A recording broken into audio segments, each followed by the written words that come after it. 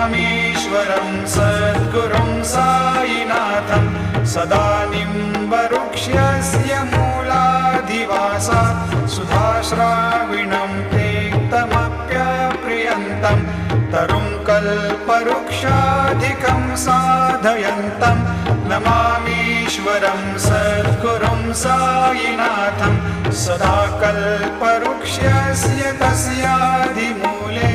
भवद्भावबुद्ध्या सपर्यादिसेवां दृढां कुर्वतां भुक्तिमुक्तिप्रदन्तं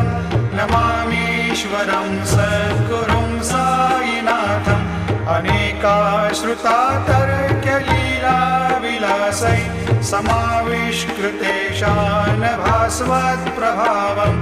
अहं भावहीनं प्रसन्नात्मभावं नमामीश्वरं सद्गुरुं